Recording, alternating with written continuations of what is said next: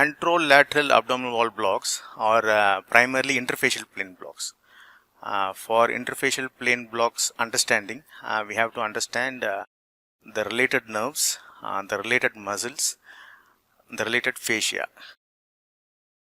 So the muscles primarily of concern for performance of regional anesthesia of anterolateral abdominal wall would be the thoracolumbar nerves starting from T7 to T12 and the branches of L1, which are ilioinguinal and iliohypogastric nerves.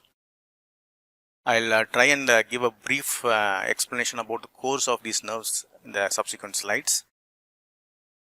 For the performance of TAP block, TAP is transverse abdominis plane. For the performance of TAP blocks, we need to have a brief understanding of external oblique muscle, internal oblique muscle, transverse abdominis muscle, the paired recti abdominis muscle, and their aponeurosis, both anterior and posterior. And the block that is performed on the posterior wall of the abdomen are the quadratus lumborum blocks. And the muscles of concern for us are the quadratus lumborum per se, erector spinae, and the psoas major muscle. The fascia of concern for us are the fascia transversalis and the thoracolumbar fascia. I'll try and give a brief discussion of all these structures in the subsequent slides. I'll start with thoracolumbar nerves.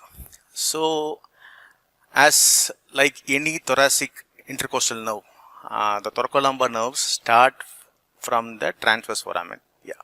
Once they exit from the transverse foramen, they come and occupy the thoracic paravertebral space.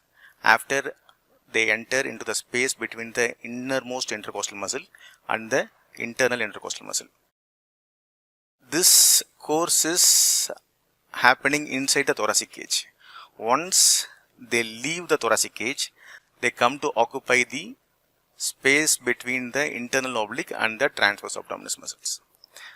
After traveling a short distance in this space, the transverse abdominis plane, they go on to lie between the posterior rectus sheath and the posterior surface of the rectus abdominis muscle. They travel for about 1.5 to 2.5 centimeter in this plane, and after such a travel, they pierce the belly of the rectus abdominis to ascend and to come out through the subcutaneous tissue and the skin to supply the midline of the abdomen, all the way until the anterior axillary line, somewhere here. So during the course in the TAP plane, they also give off a lateral branch which pierces through the internal oblique, external oblique and the subcutaneous tissue to supply the skin on the lateral part of the abdomen. This innervation extends from the mid scapular line on the back all the way up to the anterior axillary line.